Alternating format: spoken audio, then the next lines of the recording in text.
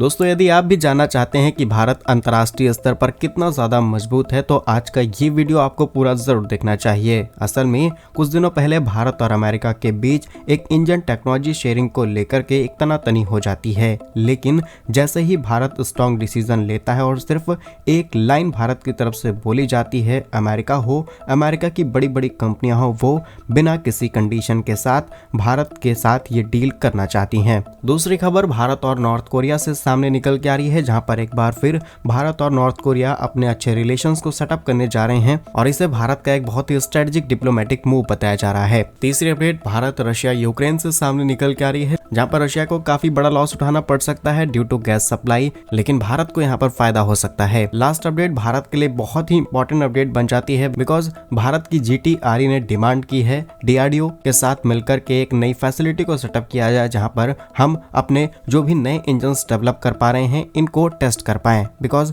जो हमने रशिया के साथ इंजन टेस्ट करने का प्रोसेस शुरू किया है, हमें इस चीज के लिए भी किसी और देश पर निर्भर न रहना पड़े। तो आइए आज के इस वीडियो में सारी इंपॉर्टेंट अपडेट डिटेल्स में आपको बताते हैं। यदि आपको हमारी ये न्यूज सीरीज पसंद आ रही है तो आज के इस वीडियो को लाइक और चैनल को सब्सक्राइब जरूर कीजिएगा।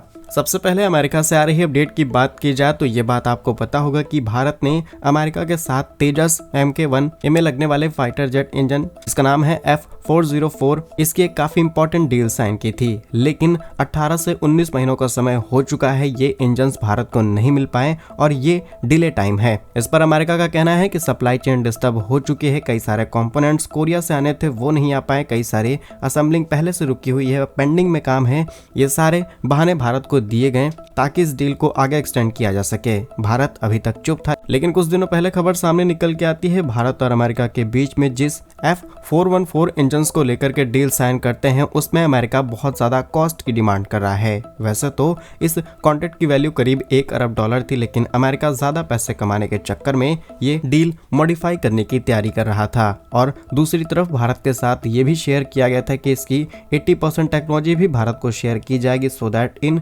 इंजन्स की असेंबलिंग और 80% तक का प्रोडक्शन भारत आसानी से अपने देश में कर पाए। लेकिन शायद अमेरिका को ये बात हजम नहीं हुई और उन्होंने अपने इस डील के प्राइस को बढ़ाने की कोशिश की। और जैसे ही ये बात भारत के सामने आई, भारत ने डिसाइड कर लिया कि अब आने वाले टाइम में भारत के जितने भी इंपॉर्टेंट फाइटर जेट प्रोजेक्ट होने वाले हैं, इसमें अमेरिका को इंपॉर्टेंट पार्टनर नहीं बनाया जाएगा, बिकॉज ये बाद में जाकर के प्राइस इंक्रीज कर देते हैं। इवन किसी भी वेस्टर्न कंट्री को इंक्लूड नहीं किया जा सकता, बिकॉज चाहे फ्रांस हो या फिर अमेरिका, ये दोनों ही देश हैं जिनके साथ हमने डिफेंस डील साइन की है, लेकिन टाइम टू टाइम इन्होंने अपनी उस एग्जिस्टिंग डील के प्राइस को और ज्यादा बढ़ा करके भारत से मोटी वसूली की। लेकिन अनदर साइड रशिया है, जो कि भारत के साथ इतनी टेक्नोलॉजी शेयर करना शुरू कर चुका है जिसके बारे में आप सोच नहीं सकते। एग्जांपल के तौर पर सुखोई में इस्तेमाल होने वाले AL-31F इंजन्स का प्रोडक्शन HL की तरफ से भारत में किया जाता है। रशिया ने भारत को लाइसेंस दे रखे हैं और इसमें भी 54% लोकल कंपोनेंट्स का इस्तेमाल किया जाता है। ऑल्सो भारत और इंडिया के बीच में नेगोशिएशन चल रही है कि किस तरीके से हम इसके अंदर 63% लोकल कंपोनेंट्स को इंक्रीज कर सकते हैं। और कई इंटरनल सोर्सेज इस बात का दावा करी हैं कि आने वाले टाइम में जो भारत 114 नए फाइटर जेट्स खरीदना चाहता है,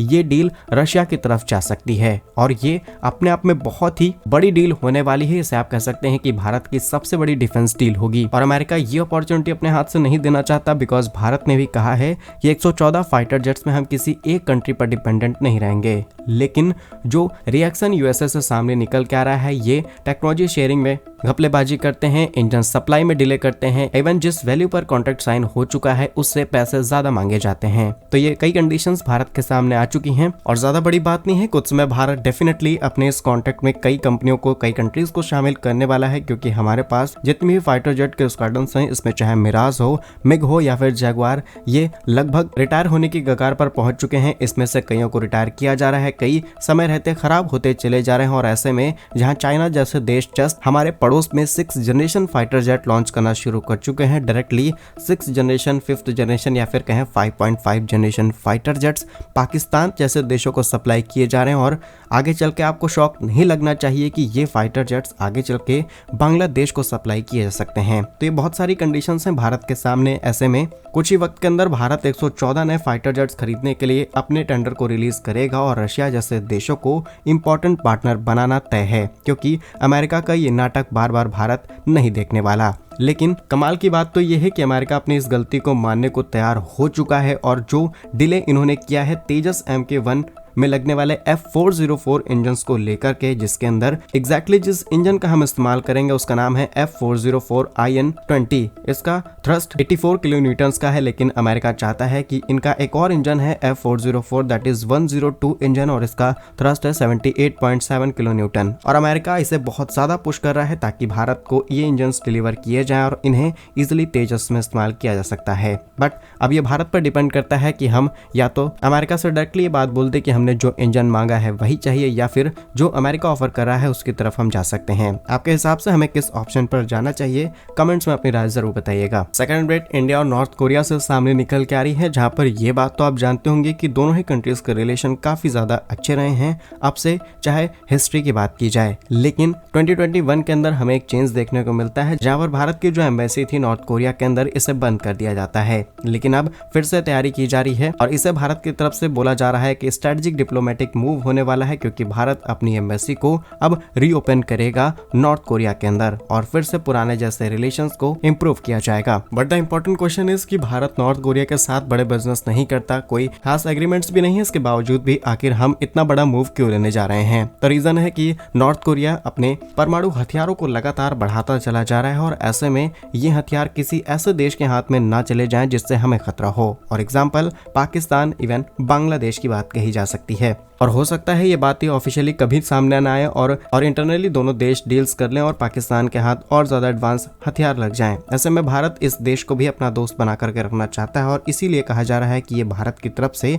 एक बहुत ही इंपॉर्टेंट मूव है। क्या कुछ कहना है आपका इस पर, हमें कमेंट्स में जरूर बताइएगा। Next important date Russia Ukraine India से सामने निकल के आ रही है, जहां पर रशिया की कुछ गैस पाइपलाइन जो कि डायरेक्टली पूरे यूरोप को कनेक्ट करती हैं, लेकिन इसकी कुछ सब पाइपलाइंस और मेनली 2 पाइपलाइन यूक्रेन होते हुए यूरोप को कनेक्ट करती हैं। और अब यूरोप इन गैस पाइपलाइंस को अपने कंट्री से ब्लॉक कर रहा है because Russian gas supply Europe तक ना पहुंच पाए और यूरोप से जो पेमेंट रशिया को मिल रही है ये ना मिल पाए।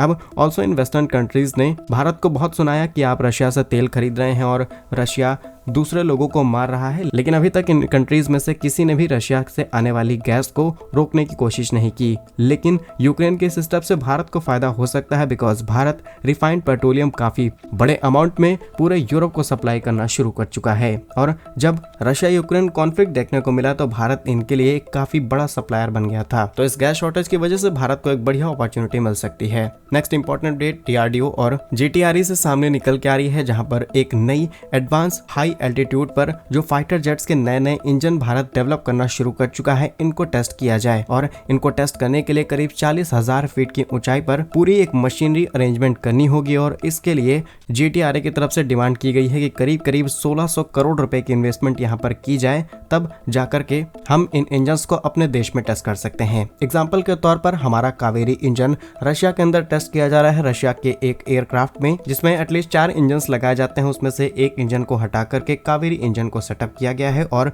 अब इसे कई दिनों तक टेस्ट किया जाएगा। बट क्या ऐसी टेस्टिंग फैसिलिटीज भारत के पास नहीं है? तो आंसर इज नो। क्या सोचते हैं आप इस पर, कमेंट्स में जरूर बताइए। भारत कैसे ही वीडियोस पाने के लिए वीडियो को लाइक, चैनल को सब्सक्राइब जरूर कीजिए। वंदे मातरम, भारत माता की जय।